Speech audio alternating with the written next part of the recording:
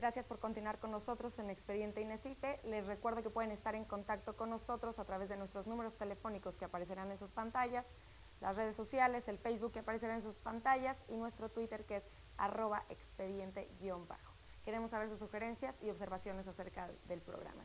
El día de hoy estamos hablando de la nueva ley de amparo. Magistrado, hace un rato yo le preguntaba si la reforma penal del 2008 había hecho que era como una necesidad que se creara una nueva ley de amparo. Ahora mi pregunta es sobre el sistema penal acusatorio. ¿Usted consideraría que el amparo podría obstaculizar el sistema penal acusatorio? No, de ninguna manera.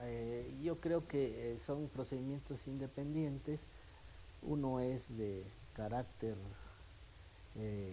ordinario, podemos decir, el juicio acusatorio oral sería de carácter ordinario, y el procedimiento constitucional de amparo es un procedimiento extraordinario, viene siendo como una tercera opción, una tercera instancia para el gobernado, para poderse defender, incluso de los errores o abusos de algún juez que actúe en el procedimiento acusatorio oral. Pueden equivocarse, los jueces somos humanos, nos podemos equivocar.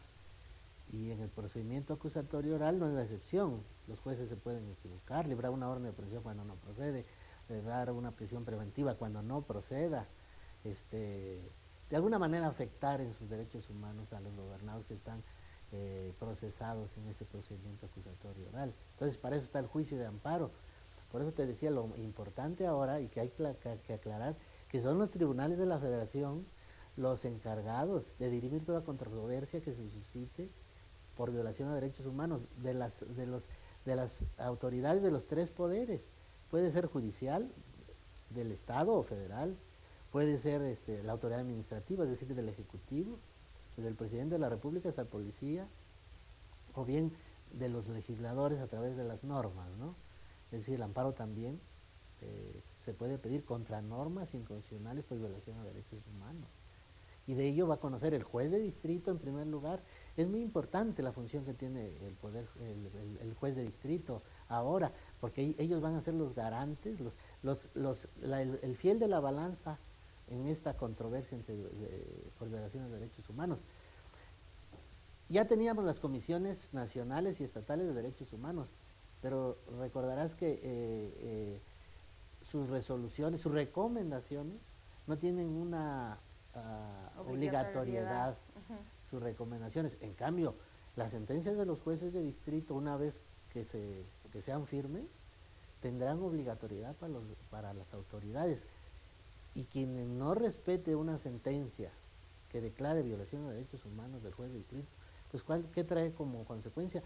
La destitución de la autoridad por una parte y la consignación incluso ante la autoridad correspondiente, ante los jueces, por la comisión de un delito. Es decir, ahora sí se fortaleció verdaderamente el juicio de amparo, a través del juicio de amparo, pues la no afectación de los derechos humanos. Están más protegidos, más garantizados con esta reforma constitucional de amparo y la nueva ley de amparo. ¿Me podría comentar un poquito más a profundidad cuáles eran las deficiencias de la legislación anterior? Bueno, te comentaba, por ejemplo, la suplencia de la queja no estaba tan avanzada como está ahora. Por eso decía que pues, el amparo era para ricos y no para pobres, y se comentaba muchas cuestiones. ¿Pero por qué el amparo tiene algún costo o por qué podrían considerarse que era porque cuando se aplica el estricto derecho en el amparo, se aplicaba el estricto derecho en el amparo, y los jueces estaban obligados nada más a tomar en cuenta los argumentos jurídicos de los abogados.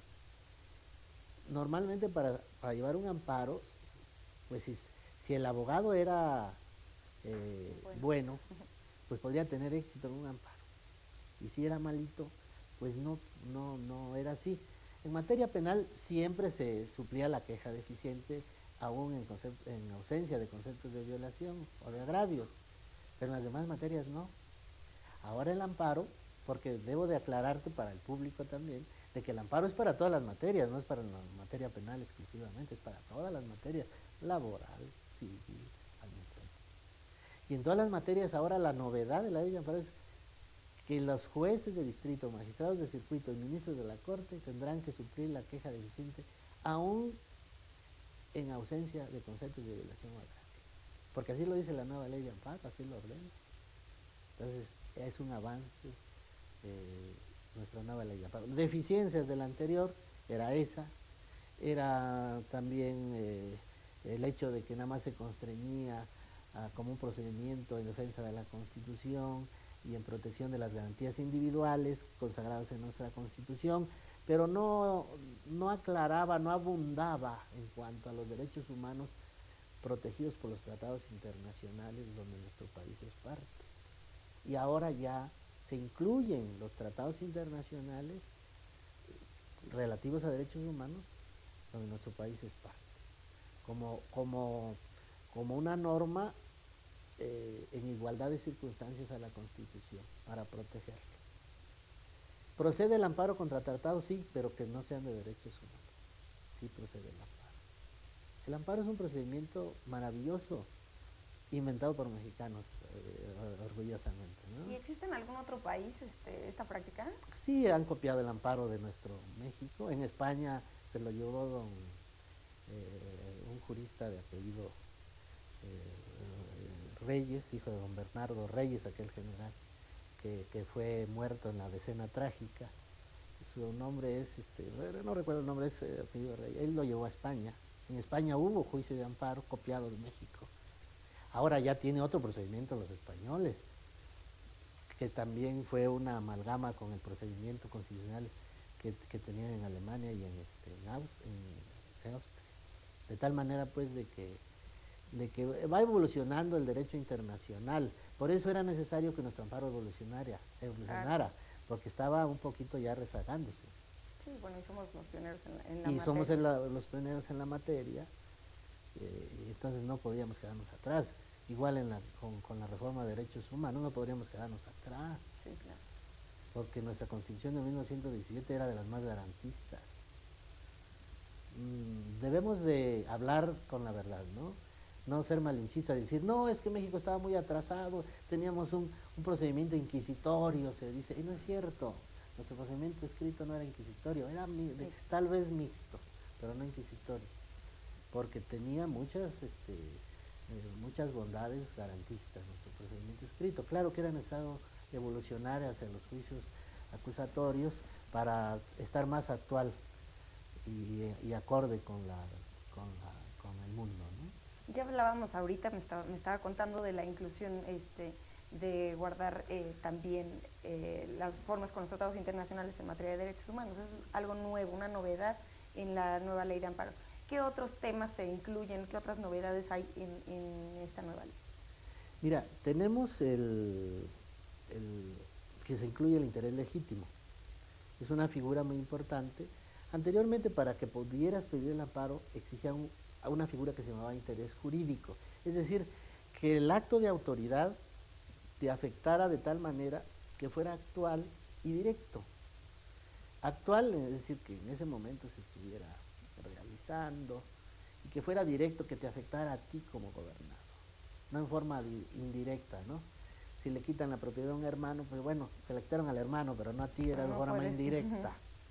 O bien que al vecino le están causando una afectación a sus derechos humanos, pues bueno, es al vecino, no es a ti. Había que tener pues esa vinculación entre el derecho subjetivo que se estaba lesionando y tu derecho como gobernado. Una correlación entre el acto de autoridad y esa afectación y ese derecho del gobernado. Ahora, basta con que tengas un interés que te vincule con la norma o el acto que está afectando ese derecho. Que tengas un interés como gobernado, ¿no? Por ejemplo, si se está violando un derecho humano por cuestiones ecológicas, ¿no? Se está contaminando un río, pues tienes un interés legítimo en que se conserve limpia esa agua de ese río. Sí, aunque no sea tu Yo río, soy de ¿no? provincia y me estoy imaginando un río Sí, con sí, agua sí, clara claro. todavía, que son muy pocos los que ya la tienen. Pero bueno, tenemos ese interés en que se conserve el agua limpia de ese río y podemos pedir un amparo. Tienes un interés legítimo aquí. Ese se llama interés legítimo. Así Entonces es. ahora cambia el El concepto. Entonces se concepto. tiene que tener un interés legítimo. Lamentablemente nada más se acota para los actos administrativos, no los actos jurisdiccionales. Contra los jueces sí se necesita, los actos de los jueces sí necesitamos un interés jurídico, es evidente. Es evidente, digo, es normal, que se exija el interés jurídico en un procedimiento jurisdiccional, ¿no? Sí, claro. Y bueno, ¿y qué sucede con la fórmula Otero? Y quisiera que para la Muy bien. audiencia platicáramos Sí. un poco de qué es la fórmula Otero y Ujú. si se mantiene, desaparece, Ujú. qué es lo que pasa con la nueva ley. Sí, es otra buena pregunta, porque muchos piensan que con la nueva ley de amparo se suprimió la fórmula Otero, que es el principio de la relatividad de las sentencias, que consiste en que la sentencia que ampara por violación a los derechos fundamentales o derechos humanos va únicamente a servirle de protección a la persona que solicitó el amparo. No se va a extender los efectos a todas las personas que estén en la misma hipótesis que no hayan pedido el amparo. ¿Por qué lo pensó así Otero? Bueno, es que de alguna manera había que acotar la acción de amparo. No podemos con una sola sentencia, aunque, Generalizarlo. aunque el acto afecte a varias personas, si ellos no solicitan el amparo no puede protegerlos, por cuestiones de seguridad jurídica, por muchos motivos. Y así lo pensó Otero. Bueno, esa fórmula Otero no ha desaparecido de nuestro juicio de amparo, aún con la ley de amparo, porque muchos piensan, ya desapareció. No, sigue vigente en la reforma constitucional y en la reforma de la ley de amparo. Sigue vigente el principio de la relatividad de sentencias. En el amparo contra normas había sido muy criticado de que normas declaradas inconstitucionales por la Corte siguieran aplicándose por parte de las autoridades. No era obvio, no era lógico. Y por eso se decía, aquí debe desaparecer la fórmula Otero. Pero aún en el amparo contra normas es necesaria la fórmula Otero, por muchas razones. Lo que se hizo en la nueva ley de amparo y en la reforma constitucional del 2011 es una nueva fórmula. En el amparo contra normas, cuando exista jurisprudencia por reiteración de la Corte, declarando inconstitucional una norma, entonces si se le pide en la segunda ejecutoria al legislativo que cambie, o al autor de la norma, que cambie su norma por otra que sea constitucional, o bien que la modifique. Si no lo hace, y hay jurisprudencia de la Corte, le da un término de 90 días para que la cambie o la modifique, y si no lo hace en un segundo intento, entonces sí se habrá una declaratoria general de inconstitucionalidad, que son los efectos generales de la jurisprudencia, así le llamo yo, efectos generales de la jurisprudencia, ¿no? Entonces sí tienen la obligación todas las autoridades, todas, de acatar la decisión de la Corte y no aplicar esa norma inconstitucional que la jurisprudencia de la Corte ya la declaró como tal. Y entonces ahí ya se aplica para todos. O sea, se Para, cambia, se debe de modifica. aplicar para todos, se debe de aplicar para todos. ¿Qué pasa si la desobedecen esa declaratoria general de inconstitucionalidad? Pues hay un procedimiento especial en la nueva ley de amparo para que rápidamente en un juicio, en un procedimiento sumarísimo, se obligue a la autoridad que deje de aplicar esa norma inconstitucional. Si no lo hace, se le va a destituir. ¿Y Es quién lo algo revisa? importante. ¿Lo revisa la Corte? La Corte es la encargada de hacer esa declaratoria general de inconstitucionalidad, porque la Corte es la última instancia para conocer del amparo contra normas, no de actos, porque los tribunales colegiados son la última instancia para conocer de actos, pero de normas es la Corte.